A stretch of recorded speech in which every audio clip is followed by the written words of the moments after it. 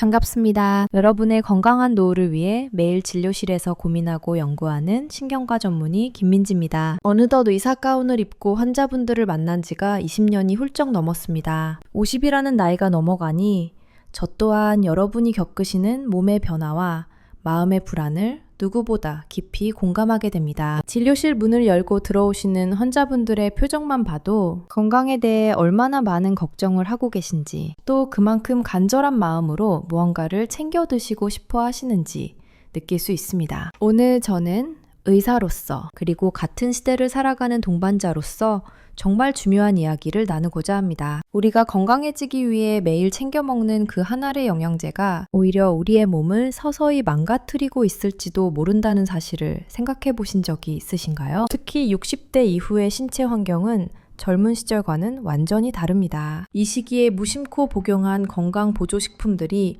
돌이킬 수 없는 결과를 초래하는 경우를 임상 현장에서 너무나 많이 목격했습니다. 지난해 겨울, 제 진료실을 찾았던 60대 후반의 여성 환자분이 기억납니다. 평소 건강관리에 누구보다 철저하셨고 자녀분들이 챙겨준 좋다는 영양제를 10가지 가까이 매일 드시던 분이었습니다. 그런데 어느 날 갑자기 의식을 잃고 응급실로 실려오셨습니다. 검사 결과는 충격적이었습니다. 혈액 속 칼슘 수치가 정상 범위를 훨씬 초과해 있었고, 이로 인해 신장 기능이 급격히 무너져 내린 상태였습니다. 원인은 놀랍게도 뼈 건강을 위해 매일 드시던 고용량의 특정 영양제 때문이었습니다. 건강을 지키려던 노력이 오히려 생명을 위협하는 독이 되어 돌아온 안타까운 사례였습니다. 오늘 이 시간에는 60대 이후라면 반드시 주의해야 할, 절대 함부로 드셔서는 안 되는 5가지 영양 성분에 대해 말씀드리려 합니다. 단순히 먹지 마세요 라고 말씀드리는 것이 아니라 왜 위험한지, 우리 몸 안에서 어떤 작용이 일어나는지, 그리고 만약 드셔야 한다면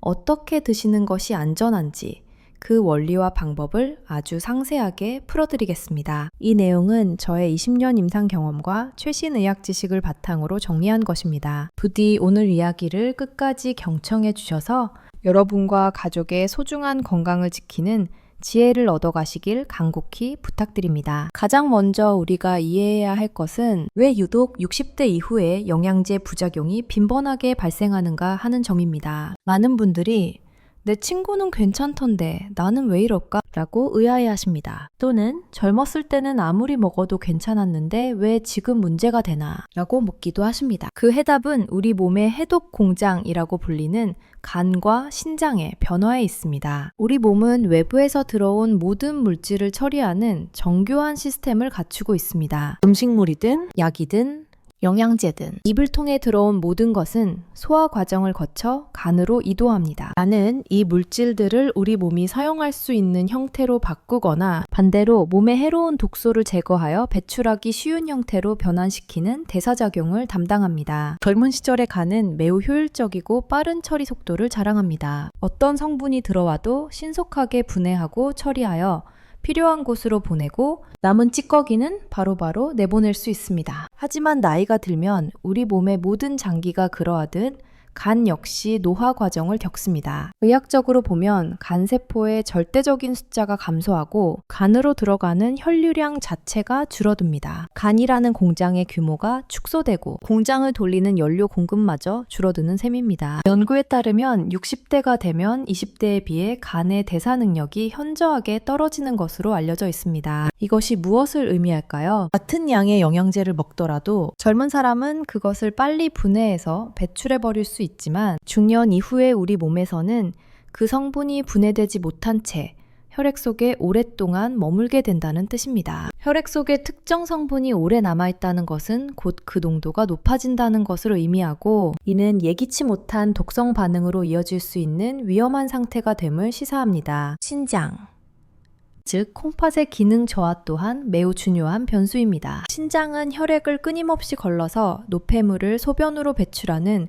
우리 몸의 정수기 필터와 같은 역할을 합니다. 이 필터 역할을 하는 미세한 조직을 사구체라고 부르는데 40세가 넘어가면 누구나 자연스럽게 이 사구체의 기능이 매년 1%가량씩 감소하게 됩니다. 따라서 60대, 70대가 되면 신장의 여과 기능은 젊은 시절의 절반 수준 가까이 떨어질 수도 있습니다. 만약 수용성 비타민이나 약물 성분이 소변으로 제때 배출되지 못하면 어떻게 될까요? 배출되지 못한 성분들은 다시 혈관을 타고 우리 몸을 돌며 장기에 축적됩니다. 마치 배수구가 막힌 싱크대에 물을 계속 틀어놓으면 결국 물이 넘쳐 집안을 엉망으로 만드는 것과 같은 이치입니다. 이러한 생리적 변화를 간과한 채 몸에 좋은 거니까 많이 먹으면 좋겠지라는 생각으로 고용량 제품을 섭취하는 것은 노화된 간과 신장에 감당할 수 없는 과부하를 주는 행위입니다. 게다가 60대 이후에는 고혈압, 당뇨,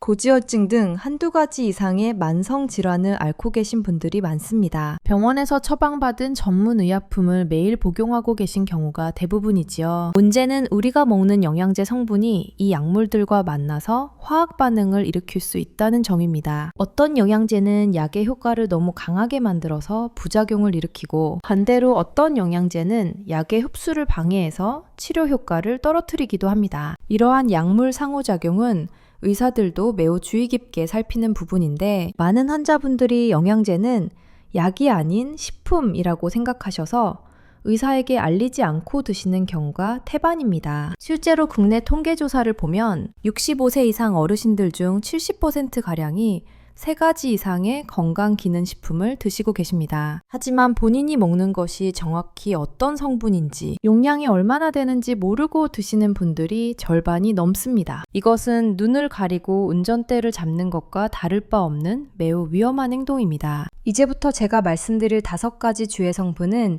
이러한 배경 지식을 바탕으로 들으셔야 더욱 명확하게 이해하실 수 있습니다. 첫 번째로 여러분께 경고를 드리고 싶은 성분은 바로 고용량 비타민 D입니다. 비타민 D, 요즘 정말 많이 드시죠? 방송이나 언론에서 비타민 D 결핍이 암, 우울증, 골다공증의 원인이 된다고 강조하다 보니 마치 만병통치약처럼 여겨지기도 합니다. 실내 생활이 많은 현대인들에게 비타민 D가 부족하기 쉬운 영양소인 것은 사실입니다. 또한 뼈 건강을 지키는 데 필수적인 역할을 한다는 점도 부인할 수 없는 의학적 진실입니다. 하지만 여기서 핵심은 고용량이라는 단어와 비타민 D의 성질에 있습니다. 비타민은 크게 물에 녹는 수용성 비타민과 기름에 녹는 지용성 비타민으로 나뉩니다. 비타민 C나 비타민 B9는 수용성이라서 많이 먹어도 소변으로 쉽게 빠져나갑니다. 하지만 비타민 D는 대표적인 지용성 비타민입니다. 지용성 비타민은 지방 조직이나 간에 축적되는 성질을 가지고 있습니다. 쉽게 말해 몸 밖으로 잘 빠져나가지 않고 차곡차곡 쌓인다는 뜻입니다. 필요 이상으로 섭취된 비타민 D가 배출되지 않고 몸에 쌓이면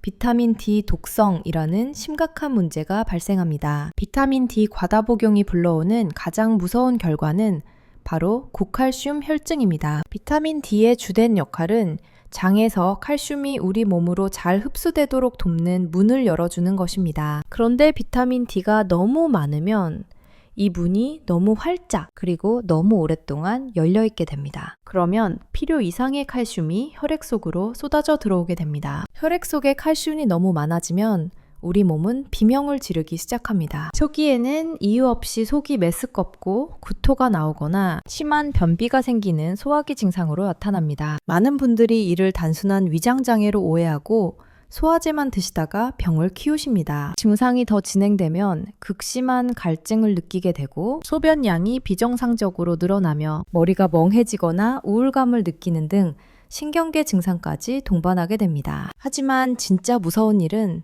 우리 눈에 보이지 않는 곳에서 조용히 진행됩니다. 혈액 속에 넘쳐나는 칼슘은 결국 갈 곳을 잃고 우리 몸 곳곳의 장기에 돌처럼 쌓이기 시작합니다. 가장 먼저 타격을 입는 곳은 앞서 말씀드린 신장입니다. 칼슘이 신장 조직에 침착되면 신장 결석, 즉 돌이 생깁니다. 신장 결석이 만들어내는 통증은 산통에 비유될 정도로 끔찍합니다. 더 나아가 신장의 여과 기능을 망가뜨려 영구적인 심부전증을 유발할 수도 있습니다. 저를 찾아오셨던 그 환자분도 바로 2단계까지 진행된 상태였습니다. 위험은 여기서 그치지 않습니다. 과도한 칼슘은 혈관 벽에도 달라붙습니다. 유연하고 탄력 있어야 할 혈관이 칼슘으로 인해 딱딱하게 굳어지는 현상, 바로 혈관 석회화입니다. 혈관이 딱딱해지면 혈액순환이 원활하지 않게 되고 심장이 혈액을 뿜어낼 때 더 큰 힘을 써야 합니다. 이는 결국 고혈압을 악화시키고 동맥경화를 가속화하여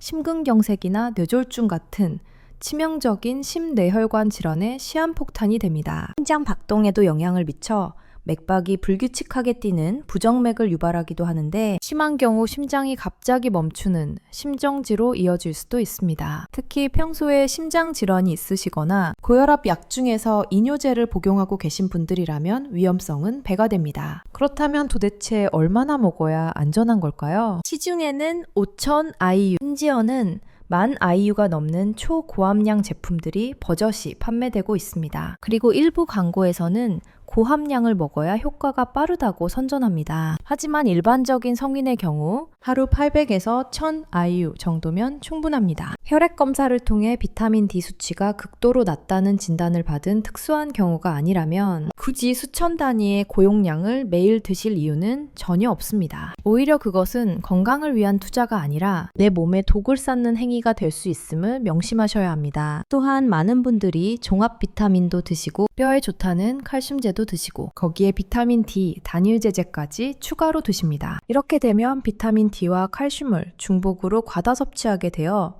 고칼슘 혈증의 위험이 기하급수적으로 높아집니다. 반드시 내가 먹는 영양제들의 성분표를 펼쳐놓고 비타민 D의 총합이 얼마인지 계산해 보셔야 합니다. 첫 번째 주의 대상인 비타민 D에 대해 말씀드렸습니다. 이어서 두 번째로 여러분이 각별히 조심하셔야 할 성분에 대해 말씀드리겠습니다. 바로 혈행 개선을 위해 국민 영양제처럼 드시는 오메가3입니다. 오메가3 역시 적절히 사용하면 약이 되지만 잘못 사용하면 독이 되는 양면성을 가지고 있습니다. 특히 60대 이상에서는 이 오메가3가 예상치 못한 출혈의 원인이 되기도 합니다. 많은 분들이 오메가3를 드시는 이유는 피를 맑게 하고 혈액순환을 돕는다는 믿음 때문일 것입니다. 실제로 오메가3는 혈액 속의 중성지방 수치를 낮추고 염증 반응을 억제하는 좋은 기능을 가지고 있습니다. 하지만 우리가 주목해야 할 부작용은 오메가3가 혈소판의 기능을 억제한다는 점입니다. 혈소판은 우리 몸에 상처가 났을 때 피를 엉겨붙게 만들어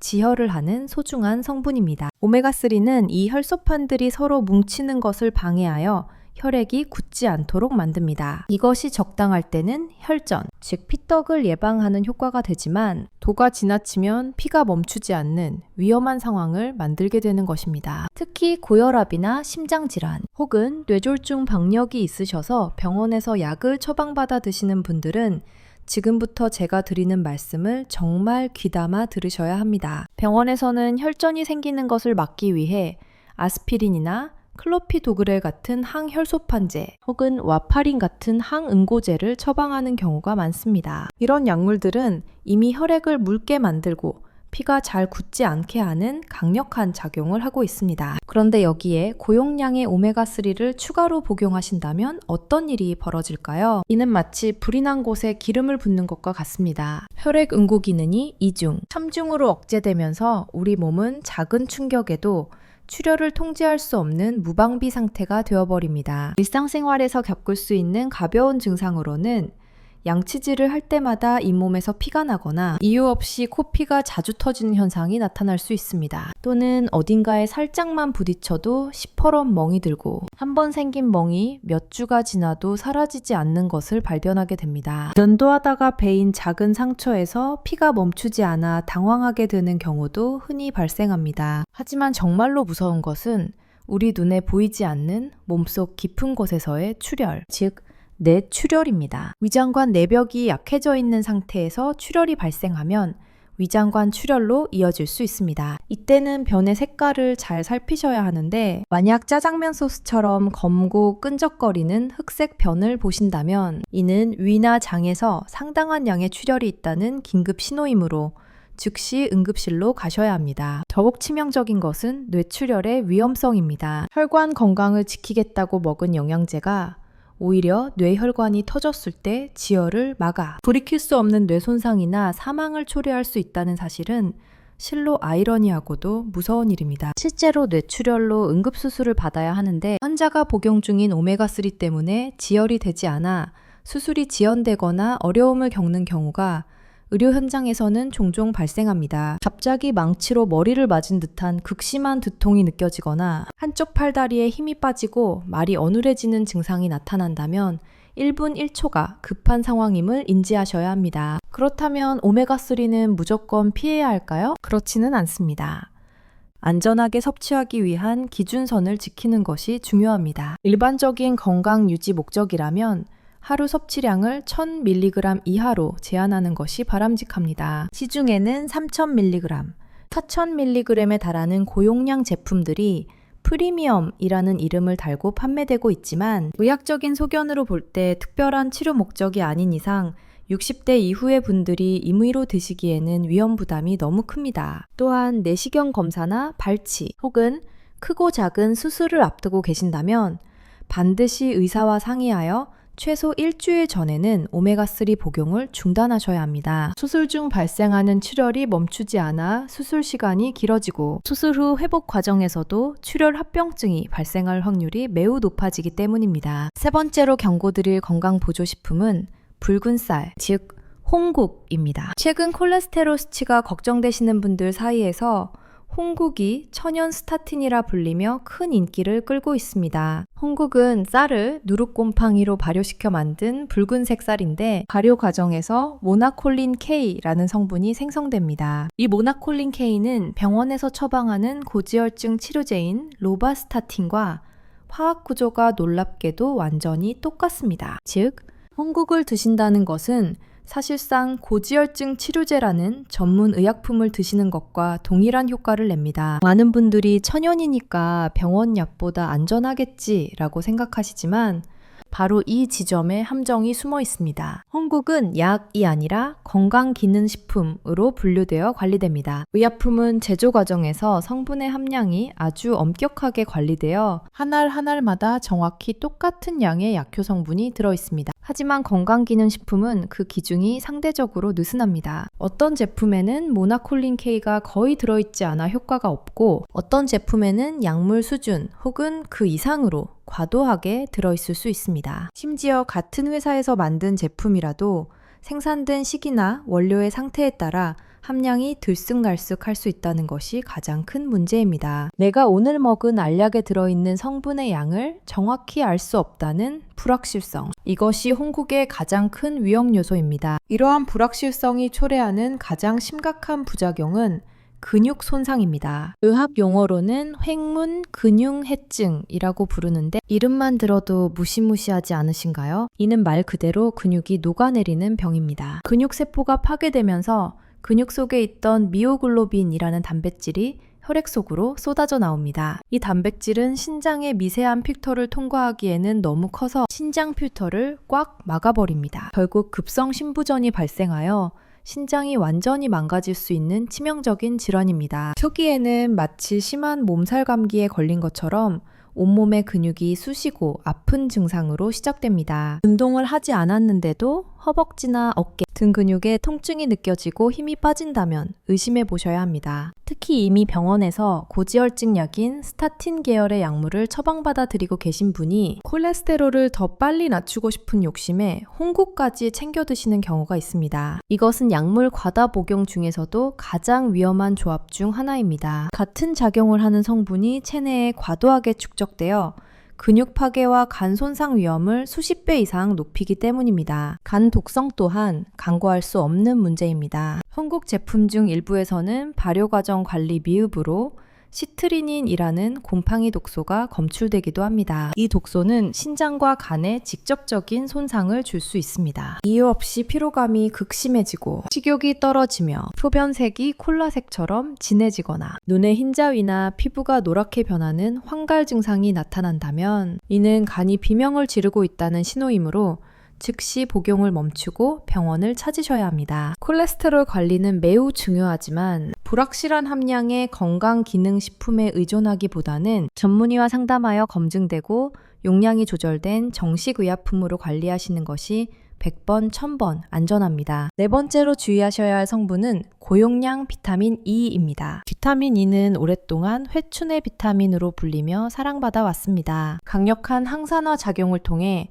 세포의 노화를 막고 면역력을 높여준다는 믿음 때문에 많은 분들이 고용량 제품을 선호하십니다. 피부 미용과 노화 방지를 위해 종합 비타민 외에 따로 비타민 E 영양제를 추가로 드시는 분들도 많으시지요. 하지만 비타민 E 역시 앞서 말씀드린 비타민 D와 마찬가지로 지용성 비타민입니다. 즉, 쓰고 남은 잉여분이 몸 밖으로 배출되지 않고 체내에 차곡차곡 쌓여 문제를 일으킬 수 있다는 뜻입니다. 가장 우려되는 부작용은 역시 출혈 위험의 증가입니다. 비타민 E는 우리 몸에서 혈액 응고를 돕는 비타민 K의 작용을 방해하는 성질이 있습니다. 비타민 K가 제 역할을 못하면 혈액이 굳어야 할 때 굳지 못하게 됩니다. 이는 앞서 설명해드린 오메가3의 부작용과 유사한데 특히 뇌졸중이나 심장질환 예방을 위해 아스피린이나 와파린 등을 복용하고 계신 분들에게는 치명적일 수 있습니다. 실제로 수술 전 환자들의 복용 약물을 체크하다 보면 고용량 비타민 E를 드시고 계신 분들이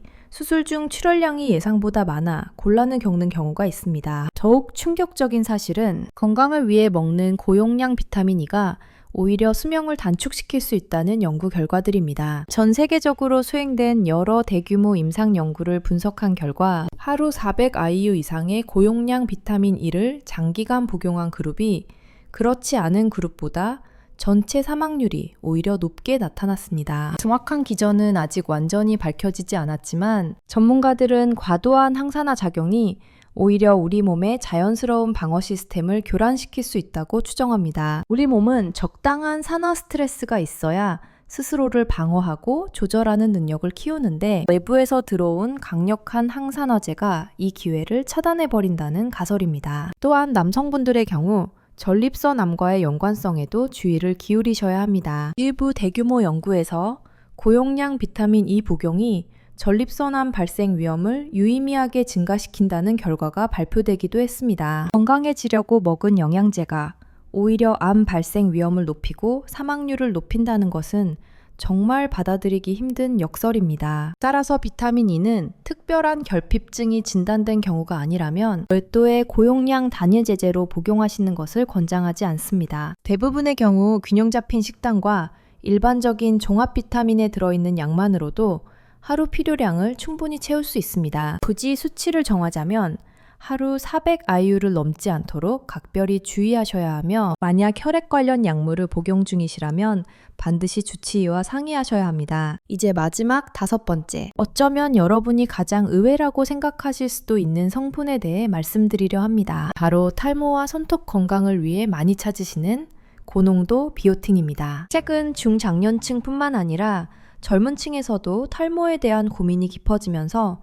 비오틴 열풍이 불고 있습니다. 머리카락을 굵게 하고 손톱을 단단하게 해준다는 입소문 덕분에 하루 권장량의 수백 배, 수천 배에 달하는 초고농도 제품들이 날개 돋친 듯 팔리고 있습니다. 비오틴은 비타민 B군에 속하는 수용성 비타민이라서 몸에 축적되지 않고 배출되니 안전하다고 알려져 있습니다. 물론 비오틴 자체의 독성은 거의 없는 편입니다. 하지만 문제는 비오틴이 우리 몸속에서 일으키는 반응이 아니라 병원에서 하는 중요한 검사 결과를 엉망으로 만든다는 데 있습니다. 이것을 검사 간섭이라고 부르는데요. 고농도의 비오틴이 혈액 속에 있으면 병원에서 사용하는 진단 키트나 검사 장비가 오작동을 일으키게 됩니다. 가장 흔하고 심각한 오류는 갑상선 기능 검사에서 발생합니다. 갑상선은 우리 몸의 보일러와 같아서 대사 속도를 조절하는 매우 중요한 기관입니다. 그런데 고농도 비오틴을 복용 중인 환자의 혈액으로 검사를 하면 실제로는 갑상선 기능이 지극히 정상임에도 불구하고 검사 수치상으로는 갑상선 기능 항진증인 것처럼 나올 수 있습니다. 이를 가짜 항진증이라고 합니다. 의사는 이 잘못된 수치만 믿고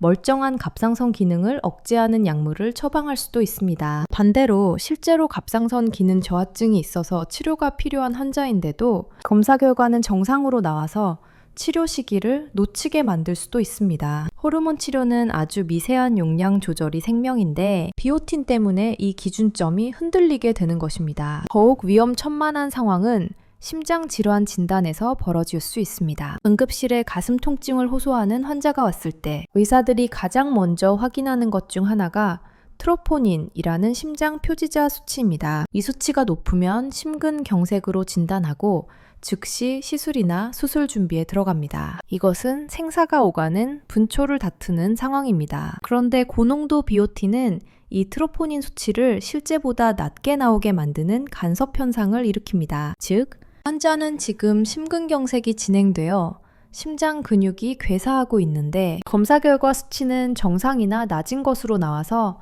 의사가 심장은 괜찮습니다. 집에 가셔도 좋습니다. 라고 오진을 내리게 만들 수 있다는 것입니다. 이것은 정말 끔찍한 일 아닙니까? 단지 머리숱 좀 많아지려고 먹은 영양제 때문에 심장마비를 놓쳐서 생명을 잃을 수도 있다는 사실을 아는 분은 거의 없습니다. 미국 식품의약국 FDA에서도 이러한 위험성을 인지하고 공식적으로 안전성 서한을 발표하며 경고한 바 있습니다. 그렇다면 어떻게 해야 할까요? 비오틴 복용을 무조건 중단해야 하는 것은 아닙니다. 다만 중요한 건강검진이나 혈액검사를 앞두고 계시다면 최소한 검사 일주일 전부터는 비오틴 복용을 잠시 멈추셔야 합니다. 비오틴은 수용성이라 일주일 정도면 몸에서 빠져나가 검사 결과에 영향을 주지 않게 됩니다. 또한 갑작스러운 흉통이나 응급 상황으로 병원에 가게 된다면 반드시 의료진에게 제가 고용량 비오틴을 먹고 있습니다 라고 말씀해 주셔야 합니다. 그래야 의사들이 검사 결과의 오류 가능성을 염두에 두고 다른 방법으로 진단을 내릴 수 있습니다. 여러분의 작은 정보 제공 하나가 의사의 정확한 판단을 돕고 여러분의 생명을 지키는 열쇠가 될 수 있음을 꼭 기억해 주시기 바랍니다. 지금까지 60대 이후에 특히 조심해야 할 5가지 영양 성분에 대해 상세히 알아보았습니다. 이야기를 듣다 보니 그럼 도대체 뭘 먹어야 하나? 내가 먹고 있는 건 괜찮은 건가? 하는 걱정이 앞서실 수도 있습니다. 지금 여러분의 머릿속에는 내 몸이 보내는 위험 신호는 없는지 확인하고 싶은 마음이 드실 겁니다. 이제부터는 여러분이 스스로 내 몸의 상태를 점검해 볼 수 있는 구체적인 자가 진단 신호들을 알려드리겠습니다. 우리 몸은 문제가 생기면 반드시 신호를 보냅니다. 다만 우리가 그것을 나이 탓이나 피곤해서 그렇겠지 하고 무시했을 뿐입니다. 지금부터 말씀드리는 6가지 증상 중에서 만약 2가지 이상이 나에게 해당된다면 지금 당장 드시던 영양제 복용을 멈추고 주치의와 상담하셔야 합니다. 이는 우리 몸이 더 이상 받아들이기 힘들다라고 보내는 최후의 구조 신호일 수 있기 때문입니다. 첫 번째 신호는 이유 없는 출혈과 멍입니다. 아침에 양치질을 할 때마다 잇몸에서 피가 섞여 나오거나 코를 세게 풀지도 않았는데 코피가 자주 난다면 의심해 보셔야 합니다. 또한 어디 부딪힌 기억도 없는데 팔다리에 시퍼런 멍이 들어있거나 손을 베었을 때 지혈되는 시간이 예전보다 훨씬 오래 걸린다면 현재 오메가3나 비타민 E 등을 과다 복용하여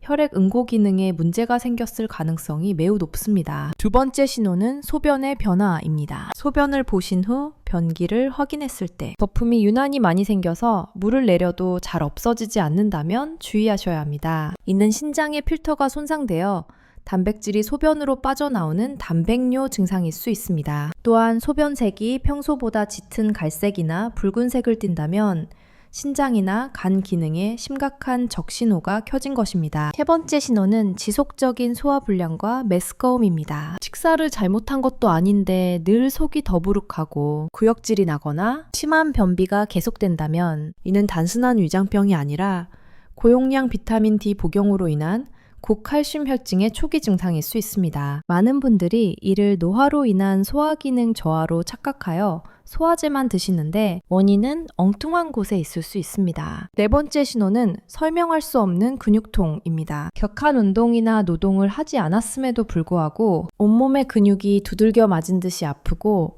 힘이 들어가지 않는다면 홍국이나 기타 콜레스테롤 관련 보조제가 유발한 근육 손상을 의심해야 합니다. 이 근육통을 방치하면 근육이 녹아내리며 신장까지 망가뜨리는 횡문근융해증으로 진행될 수 있어 각별한 주의가 필요합니다. 5번째 신호는 어지럼증과 두통입니다. 앉았다 일어날 때 핑 도는 기립성 저혈압과는 다른 묵직하고 지속적인 두통이나 현기증이 느껴진다면 뇌혈관의 압력 변화나 미세출혈 혹은 전해질 불균형이 원인일 수 있습니다. 특히 의식이 흐려지거나 말이 어눌해지는 증상이 동반된다면 즉시 119, 119를 부르셔야 합니다. 6번째 신호는 극심한 피로감입니다. 충분히 잠을 자고 휴식을 취했는데도 피로가 풀리지 않고 아침에 눈 뜨는 것조차 힘들 정도로 기운이 없다면 이는 간이 영양제와 약물을 해독하느라 지쳐서 비명을 지르고 있는 상태일 수 있습니다. 간 기능이 떨어지면 독소 배출이 안 되어 만성 피로에 시달리게 됩니다. 이런 증상들이 나타났을 때 비싼 돈 주고 산 영양제인데 아까워서 어떻게 버려? 라고 생각하며 계속 드시는 것은 내 몸을 망가뜨리기 위해 돈을 쓰는 것과 같습니다. 증상이 나타나면 과감하게 중단하는 것이야말로 내 몸을 살리는 가장 빠른 길입니다. 그렇다면 어떻게 해야 영양제를 독이 아닌 약으로 안전하게 복용할 수 있을까요? 제가 진료실에서 환자분들께만 알려드리는 안전복용 4단계 원칙을 여러분께 공개하겠습니다. 이 원칙만 지키셔도 부작용의 위험을 90% 이상 줄일 수 있습니다. 첫 번째 단계는 복용 전 혈액 검사입니다. 건강보조식품을 쇼핑하기 전에 병원에 먼저 가셔서 내 몸의 현재 상태를 파악해야 합니다. 비타민 D 수치가 정말 낮은지, 간 수치와 콩팥 기능은 정상인지, 전해질 균형은 맞는지를 수치로 확인해야 합니다. 내 몸에 무엇이 부족한지도 모르면서 무턱대고 종합 비타민부터 드시는 것은 연료가 가득 찬 자동차에 계속 주유를 하는 것과 같아서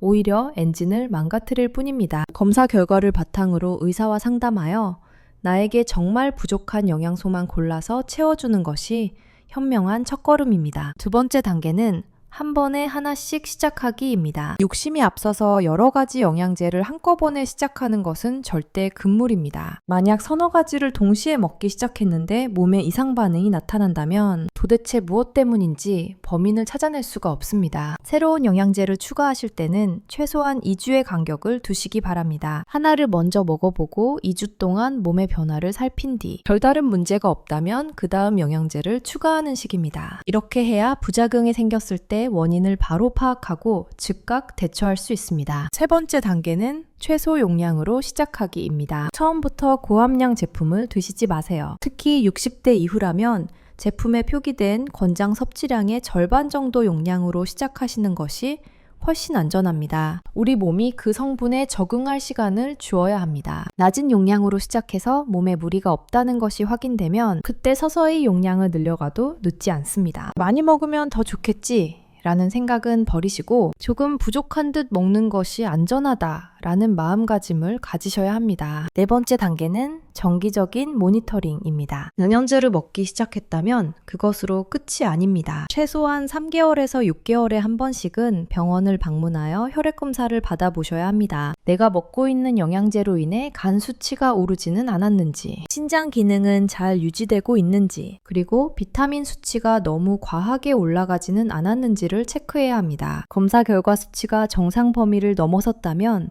과감하게 복용량을 줄이거나 중단하는 결단이 필요합니다. 이 4가지 원칙 외에도 꼭 지켜주셔야 할 몇 가지 추가 수칙이 있습니다. 현재 병원에서 처방받은 약을 드시고 계신다면 영양제를 사기 전에 반드시 담당 의사나 약사에게 물어보셔야 합니다. 제가 혈압약을 먹고 있는데 이 영양제를 같이 먹어도 될까요? 라는 질문 한마디가 여러분의 생명을 구할 수 있습니다. 약물과 영양제의 상호작용은 전문가가 아니면 알기 어렵기 때문에 반드시 전문가의 확인을 거쳐야 합니다. 또한 수술이나 시술을 앞두고 계시다면 의사가 묻지 않더라도 먼저 제가 먹고 있는 영양제 목록입니다 라고 보여주셔야 합니다. 최소한 수술 일주일 전에는 지혈을 방해할 수 있는 오메가3, 비타민 E, 문햇잎 추출물, 마늘 추출물, 인삼, 홍삼 등의 섭취를 중단해야 안전한 수술이 가능합니다. 마지막으로 천연이라는 말에 현혹되지 마십시오. 많은 분들이 천연 성분이니까 부작용이 없겠지라고 믿으시지만 독버섯도 천연이고 온나무도 천연입니다. 천연 성분이라 하더라도 고농축으로 섭취하면 간과 신장에 부담을 주는 것은 화학 성분과 매한가지입니다. 중요한 것은 천연이냐 합성이냐가 아니라 내 몸이 감당할 수 있는 양이냐 하는 것입니다. 그렇다면 과연 우리에게 정말 필요한 최소한의 영양제 조합은 무엇일까요? 복잡하게 이것저것 드시지 마시고 딱 기본만 챙기시는 미니멀 영양제 요법을 추천해드립니다. 제가 환자분들께 가장 많이 권해드리는 조합은 간단합니다. 첫째, 비타민 D는 혈중 농도 검사 후 부족하다면 하루 800에서 1000 IU 정도만 보충하십시오. 둘째, 오메가3는 식사로 생선을 자주 못 드시는 경우에 한 해 하루 1000mg 이하의 저용량 제품을 선택하십시오. 셋째, 식사가 불규칙하시다면 기본 함량의 종합 비타민 한 알 정도면 충분합니다. 그리고 뼈 건강을 위한 칼슘과 마그네슘은 가능한 한 약이 아닌 음식으로 섭취하는 것을 제1원칙으로 삼으셔야 합니다. 우유 한 잔, 두부 반모, 멸치볶음, 시금치 나물, 그리고 간식으로 먹는 견과류 한 줌이면 우리 몸에 필요한 칼슘과 마그네슘을 부작용 걱정 없이 가장 완벽한 형태로 흡수할 수 있습니다. 영양제는 말 그대로 영양을 보충해주는 보조 수단일 뿐 밥을 대체할 수도 없고 약을 대신할 수도 없습니다. 건강한 식단과 규칙적인 운동이라는 튼튼한 기초공사 없이는 아무리 비싼 영양제라는 기둥을 세워봤자 사상 누각에 불과하다는 사실을 잊지 마시기 바랍니다. 오늘의 긴 이야기를 정리하겠습니다. 나이가 들수록 우리 몸의 해독 능력은 떨어지기에 영양제 섭취에 더욱 신중해야 합니다. 특히 고용량 비타민 D, 대용량 오메가3, 홍국, 고용량 비타민 E, 그리고 고농도 비오틴. 이 5가지는 득보다 실이 클 수 있는 양날의 검과 같으니 무분별한 섭취를 경계하셔야 합니다. 여러분의 건강을 지키는 진정한 주인은 의사도 아니고 약사도 아니며 유명한 영양제 회사는 더더욱 아닙니다. 바로 매일매일 자신의 몸을 들여다보고 작은 변화에 귀 기울이며 현명한 선택을 내리는 여러분 자신입니다. 오늘 제가 드린 말씀이 여러분의 영양제 서랍장을 다시 한번 점검하고 불필요한 것은 비워내며 정말 필요한 것으로만 채우는 계기가 되었으면 합니다. 건강은 무엇을 더 많이 먹어서 얻는 것이 아니라 해로운 것을 하지 않음으로써 지켜지는 경우가 훨씬 많습니다. 혹시 주변에 몸에 좋다더라 라는 말만 믿고 영양제를 한 주먹씩 드시는 친구분이나 가족분이 계신다면 이 영상을 꼭 공유해 주셔서 그분들의 간과 콩팥을 지켜주시기 바랍니다. 한 분이라도 더 약물 오남용의 위험에서 벗어나 건강한 노후를 보내실 수 있다면 의사로서 그보다 더 큰 보람은 없을 것입니다. 여러분은 지금 이대로도 충분히 소중하고 아름다운 분들입니다. 불안한 마음에 영양제에 의존하기보다는 오늘 하루 맛있는 식사 한 끼를 천천히 즐기시고 따스한 햇볕 아래서 가벼운 산책을 즐기시는 것이 최고의 영양제라는 말씀을 드리고 싶습니다. 댓글로 여러분이 현재 드시고 계신 영양제는 무엇인지, 혹시 부작용을 경험하신 적은 없는지 남겨주시면 다른 분들에게도 큰 도움이 될 것입니다. 저도 시간 날 때마다 꼼꼼히 읽어보겠습니다. 앞으로도 여러분의 건강한 100세 인생을 위해 병원에서는 미처 다 듣지 못했던 솔직하고 깊이 있는 의학 정보를 가지고 찾아오겠습니다. 영상이 도움이 되셨다면 구독과 좋아요 버튼을 눌러주시고 알림 설정까지 해두시면 유익한 건강 정보를 가장 빠르게 만나보실 수 있습니다. 마지막으로 노파심에 다시 한번 당부드립니다. 오늘 영상의 내용은 일반적인 건강 정보를 담고 있으며 개인의 특수한 질병 상태에 따른 의학적 진단을 대신할 수는 없습니다. 영양제 복용을 시작하거나 중단하실 때는 반드시 여러분의 주치의와 상의하여 결정하시기를 바랍니다. 특히 신장질환, 간질환, 심장질환이 있으신 분들은 더욱더 전문가의 조언을 따르셔야 합니다. 여러분의 오늘이 어제보다 더 건강하고 내일은 오늘보다 더 활기차기를 진심으로 응원합니다. 지금까지 신경과 전문의 김민지였습니다. 감사합니다.